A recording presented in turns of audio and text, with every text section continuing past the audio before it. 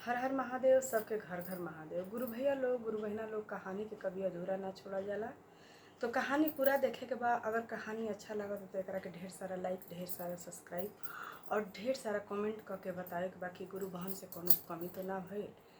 तो एक हाली के बात रहे कि एगो परिवार रहे जो कि बनारस में रहत रहे। परिवार के कहानी रहे कि दू गो भाई रहे लोग, उनका लोग के साड़ी के दुकानदारी रहे। दोनों भाई बहुत बढ़िया से रहत रहे लोग। छोट भाई जौन रहन कि ना, वो छोट भाई शंकर जी के बहुत बड़ा भक्त रहन। शंकर जी के भक्त रहन, पूजा पाठ करत रहन, अपना भाई के जरे दुकानदारी करत रहन। एक हाली के बात हटे कि भाई बड़ हो गइलन तो भाई भौजाई उनकर शादी ब्याह कर दिहल लोग। शादी ब्याह कर दिहल लोग, भाई भौजाई अपन जिम्मेदारी से मुक्त हो गई लोग। अब जब उनकर कन्या आइली कि ना, तो ई छोट भाई के कन्या भी बहुत पूजा पाठ में एक्सपर्ट रही।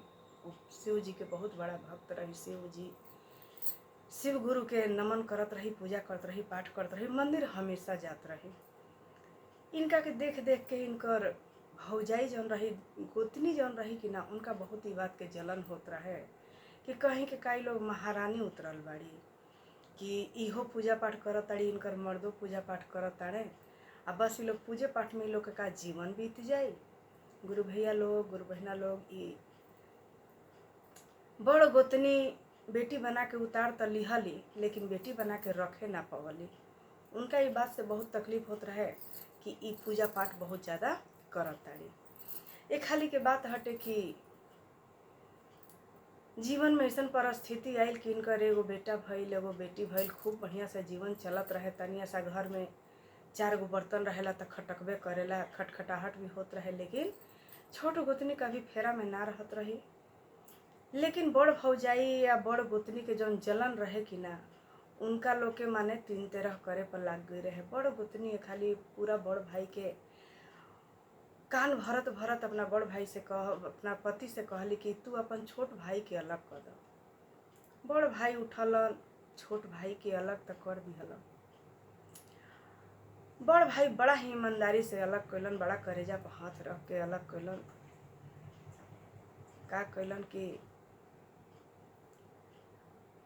नीचे ताला के जौन 2 गो रूम रहे, वो छोट भाई के या 2 गो अपने रखलन। ऊपर ताली परिवार के रखे खातिर 2 गो रूम बांट दिहलन। साड़ी के बिजनेस रहे तो बड़ा ही ईमानदारी से, बड़ा बिस्कीमती साड़ी जौन रहे कि ना, वो गोतनी हल्ला गुल्ला करत रही, जौना के कारण बड़ गोतनी बिस्कीमती साड़ी तो अपने भी रख लेली, लेकिन बहुत सुंदर सुंदर, फिर भी बहुत सुंदर सुंदर कुछ साड़ी जो आधा आधी में आयल तवन इनका लोग के दे दिहली। उनकर बिस्कीमती साड़ी के दुकान बहुत बढ़िया से चले लागल। इनको जो बनारसी साड़ी के दुकान रहे चले लागल। लेकिन कहा लानू कि जे भगवान के सेवा करेला ओकरा जीवन में बहुत उतार चढ़ाव आवेला। बस इनका लोग के जीवन में प्रभु ऐसा उतार चढ़ाव लेलन कि 2 गो बच्चा के जिम्मेदारी दे के आ इनकर पति जौन रहन बीमार पड़लन। बीमार के बाद अचानक उनकर मृत्यु हो गई। स्त्री जौन बाड़ी प्रभु के साथ कबू न छोड़ली, पूजा करत रहली, दोनों बच्चा के पोसे लगली। जौन साड़ी हिस्सा पड़ रहे तौने साड़ी का करस कि धीरे धीरे 1 गो साड़ी निकल जाए तो वही पर उनकर दिनचर्या बीते लागल। गरीबी हालत बढ़े लागल जीवन में। एक हाली के बात हटे कि मंदिर गइल बाड़ी। अब मंदिर गइला के बाद उ का कइले बाड़ी कि मंदिर में पूजा करत ताड़ी, वही घड़ी बड़ो गोतनी आइल बाड़ी। तो मंदिर के कुछ औरत लोग कहता लोग, एके घर के दोनों गोतनी के दशा देखो कि एक जानी के देह पर कितना सुंदर साड़ी और गहना बा, और एक जानी के दशा देख लो कि लागत नइखे कि माने दोनों परिवार एक घर के ह, समय ह। ओह दिन ई बात सुन करके जौनी स्त्री रही बहुत घर आके रोअल बाड़ी और कहताड़ी, हे प्रभु, रउआ हमरा जीवन में कोनो सुख ना देनी, लेकिन 2 गो बाल बच्चा के पोसे खातिर हमरा ये संसार में रहे के पड़ी। रउआ हमार दिन लौटाई। अब मंदिर हम ना जाए। अब मंदिर हम वही घरे जाइम जहिया हमरा के रउआ तन पे बढ़िया बस्तर पहने के सामंग दे दे, हम तभी हम जाए। मन में बड़ा उनका ईर्खा लागल बा कि माने आखिर हमार तो कोनो गलती ना रहे, फिर भी भाई और गोतनी, भसुर और गोतनी भी अलग कर दिया लोग। अब प्रभु के मार ऐसा पड़ल कि वो बेचारी बहुत कम उम्र में ही विधवा हो गईली। ओकरो से बुरा हाल होखे लागल कि इनकर जौन बिजनेस रहे उ ना चले ठीक से, जना के चलते ही गरीबी हालत के कगार पे आवे लगली। इनकर दिन पर दिन प्रति हालत जो रहे खराब होखे लागल। भगवान से ईर्खा ले ताड़ी कि हे भोलेनाथ, अब तो रघु ऐसा सामंग दीही तभी हमरा और मंदिर भी आई, आए खाली अपना दुआरी पर बहुत धूमधाम से चर्चा कराए। प्रभु अब दुनिया हंसे लागल, अब हमार दिन रहुआ निमन करी भोलेनाथ। सब दिन रहुआ शरण में हम रहनी है, हमरा घर के नैया रहुए पार लगावे के बा। वो बहुत रोवल बड़ी, बहुत विलाप कैले बड़ी। वह दिन के बात हटे कि वो स्त्री जितना रो के छछन के घर में रह गईली। अब उनका जीवन के कहानी रहे कि सुबह उठत रही, बच्चन के स्कूल भेज देत रही। बच्चन के स्कूल बहुत सुबह सुबह होत रहे, लड़का 10-11 बजे तक आ जात रहन सब। सारा काम निपटा करके अब बस सोचत रही कि दुकानदारी में लाग जाए, जौने एगो दूगो साड़ी बेचा जाए। उनकर वही जीवन के कहानी रहे। दिन बीतत रहे, दिन बीतत रहे, साड़ी एक बक्सा साड़ी रह गई रहे। एक दिन के बात हटे कि एक बक्सा साड़ी रहे, कहा तड़ी सब साड़ी तो जितना हिस्सा में मिलल रहे, साड़ी आइल तो ना बेचे खातिर, लेकिन बेचा के सब पैसा खत्म हो गई। अब कैसे जीवन पार लागी। मन में प्रभु के बहुत नमन करत ताड़ी कि हे भोलेनाथ, अब कुछ रहुआ कृपा करम तबे हमार ई दूगो बच्चा के लेके हमार जीवन पार होखे वाला बा। ई बात ई मन में धारते बाड़ी, अपन दुकानदारी खोलली, गोड़ उड़ लगली। तब तक के बात हटे कि एगो बहुत ही मैला कुचैला एगो पंडित जी आवत ताणे। उनकर जटा बहुत बड़ा बड़ा रहे और उनका जोरे एगो बसहा बैल लिखा ही एगो बैल रहे, जोना के पंडित जी जोरे जोरे लेके चलत ताणे। और बार बार कहत ताणे, पहले बड़ गोतनी के यहाँ गइलन और कहल कि हे देवी, हमरा के नू नहाए के साबुन दे द और खाए के रोटी दे द, और हमर बसहा खातिर भी कुछ चरी दे द, से हमने के बहुत दूर से आइल बजा, तनी आराम करे के बहुत मन करता।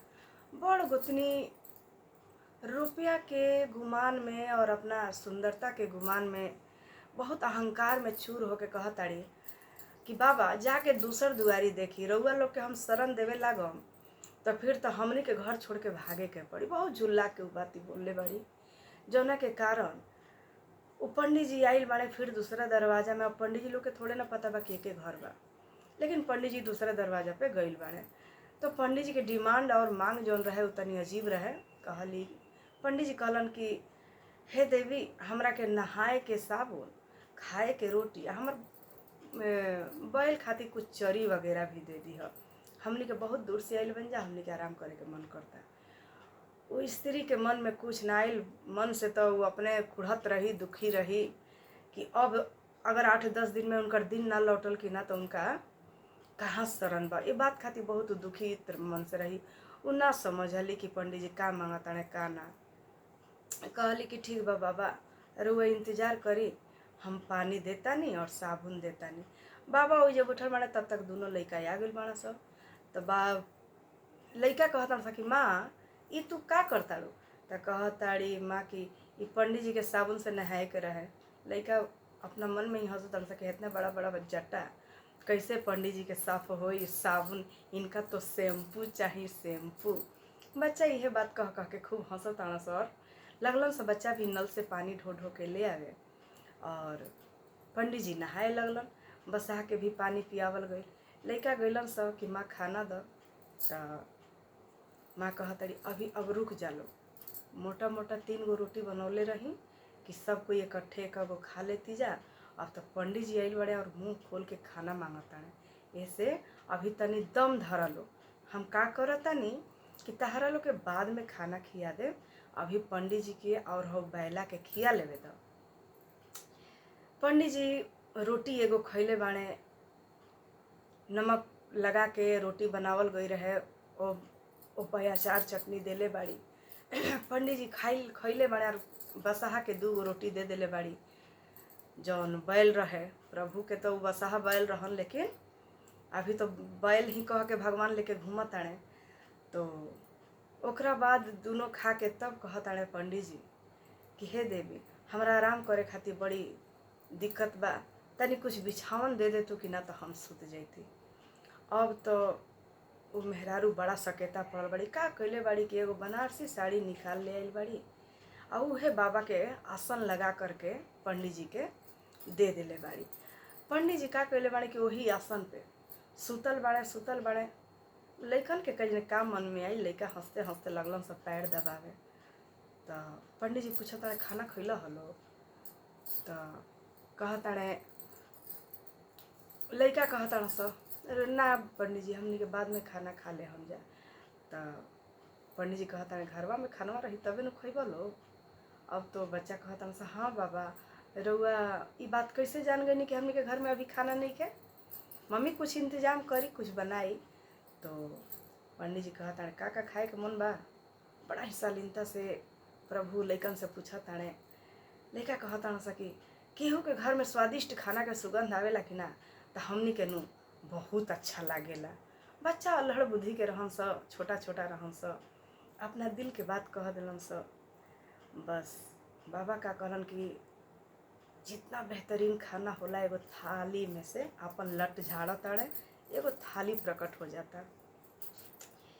लइका भर पेटू खाना खा लेताड़ स और खाना खा के हाथ जोड़ के कहताड़ स कि पंडित जी रउआ बहुत महान बानी, अब हमने के बुझा गइल बा राउर लट में जितना ताकत बानू, पंडित जी ऐसा कुछ ताकत कर देही ना कि हमने के घर और हमने के दुकानदारी बहुत चले लागे। से मम्मी यही देख देख के बहुत कुढ़त रहेली। लइकन के बात प्रभु सुनले बाड़े, लइकन के मुँह देखले बाड़े कि हे मतलब भगवान जी बहुत वो तो प्रसन्नता से आइल ही रहन उनकर दिने लौटावे। कहलन कि तहार लोग के कैसन दुकानदारी बा? तो लइका कहता स कि हमनी के एगो दुकानदारी रहे, साड़ी के दुकानदारी बा, बहुत कम साड़ी बा। से उस साड़ी नु अब बेचे वाला भी सब खत्म होके के कगार पर बा। से मम्मी वही सोच सोच के बहुत परेशान रहे कि अब साड़ी अगर ना मिली न तो अब कैसे हमनी के दिनचर्या पार होई। मम्मी दुकानदारी करेलन और पापा तो हमनी के बाड़े ना, और हमनी के तो पढ़ाई भी तो बा। लइका बहुत सुंदरता से बात कहले मानस। भगवान जी कहताड़े अच्छा ठीक बा, तो मैंने तालो साड़ी के दुकान बा? तो हाँ साड़ी के दुकान बा, तभी तो हमनी के एगो साड़ी बिछावन में भी आपके दे देले बानी जा। भगवान जी साड़ी के खूब सुंदर से सहला के देखताड़े। बहुत खूबसूरत बनारसी साड़ी रहे। भगवान जी कहताड़े सुनो, कल तू लोग का करी हलो कि अपना मम्मी से कही हलो कि पहले साड़ी के गिन लेवे कि कितना साड़ी बा। तो लइका कहलन स कि ठीक बा बाबा। पंडित जी बार बार निथार के बात कहलन कि मम्मी से कही ह कि सुबह उठते के साथ कुछ मत करे, खाली साड़ी गिन लेवे। लइका सुतल बाड़स और लइका माई से कहले बाड़स कि माँ कल तू सुबह सुबह झाड़ू मत उठैहे, कल तू हमनी के नाश्ता मत बनैहे, तू सबसे पहले अपन साड़ी घिनी है। लइका तो चमत्कार बाबा के देखले रहन सब। वो स्त्री जौन रही बहुत कहली कि अच्छा ठीक बा उहे कहिए, तू लोग टेंशन मत ला, लोग सुतल जा। पंडित जी चल गइल बाड़े, लइका भी सुत गइल बाड़ा सा। सुबह के टाइम पर औरत उठल बाड़ी, सबसे पहले वो काम करत रही अपन झाड़ू उठाए वाला।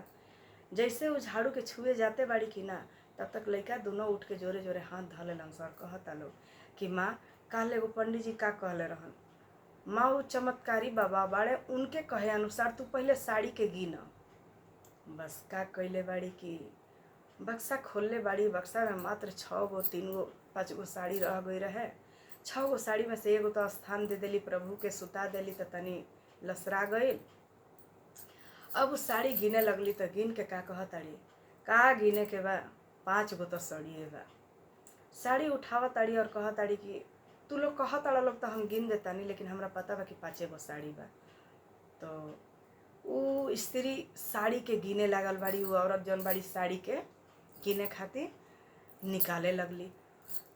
बक्सा में से साड़ी निकाला ताड़ी और साड़ी जौन उनकर निकला था कि ना, तो 5 गो साड़ी के बाद उस साड़ी फिर 5 गो वही बक्सा में आ गई। अब बार बार वो साड़ी निकाला जाताड़ी, 5 गो साड़ी सजल रहता, निकाला जाताड़ी साड़ी सजल रहता।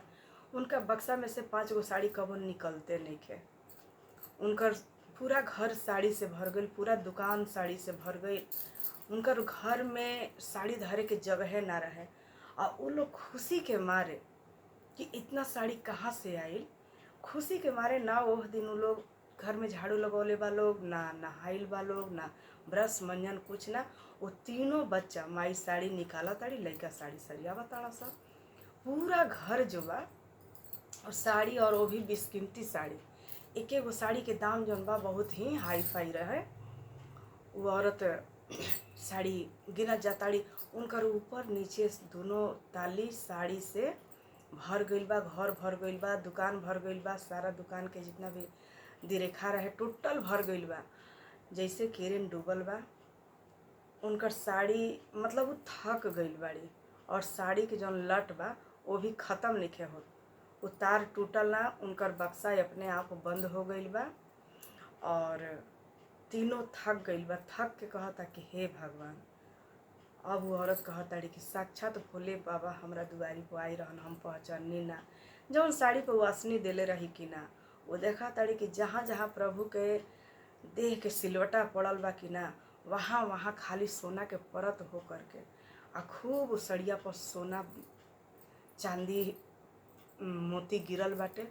पूरा वो साड़ी के बंधले बाड़ी आ उहे बक्सा में वापस ध देले बाड़ी।